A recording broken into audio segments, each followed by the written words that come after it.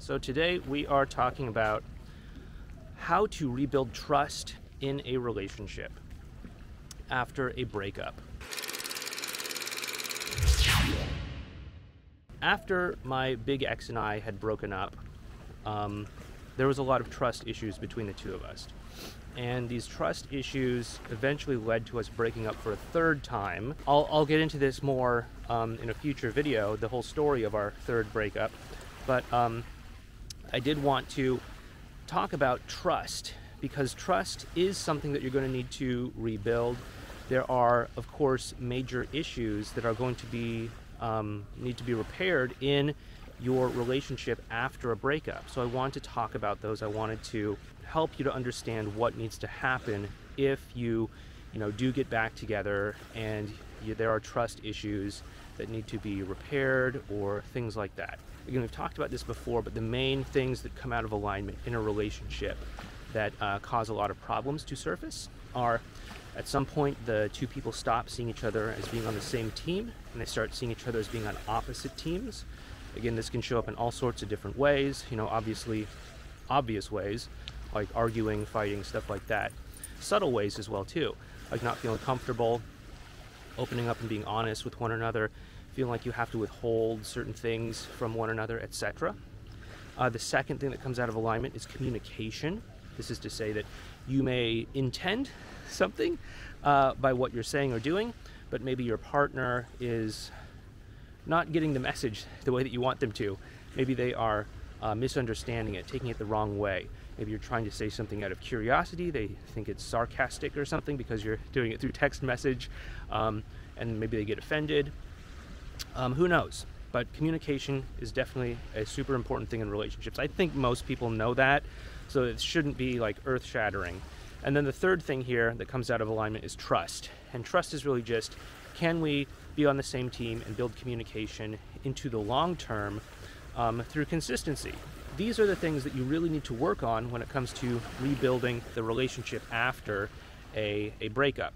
When you're getting back together again, is to have what we'd call the commitment collaboration talk.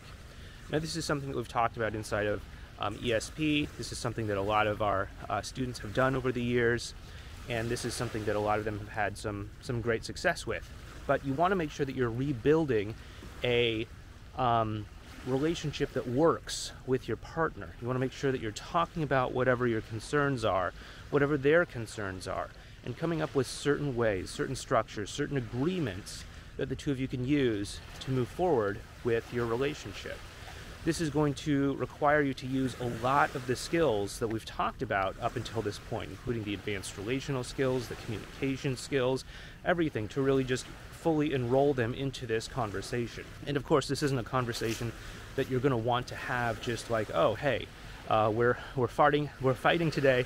Let's have a commitment collaboration talk tomorrow. No, this is what you want to do when they seem reasonably well enrolled into the idea of the two of you getting back together. They should have an experience of the two of you being together, being better, connecting better, all of that sort of stuff.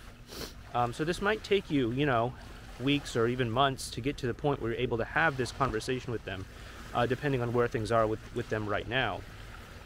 But when you do have this conversation with them, you want to make sure that they are an active part in it as well. It's not just like you begging or pleading to get back together, but it's also about you listening to them, you expressing your concerns to them, and all of this, so that both of you can feel good about this new agreement, this new relationship, this new dynamic that will hopefully be unfolding between the two of you as you actually do get back together again. And this, of course, was something that I didn't do with my big ex when we got back together our second time.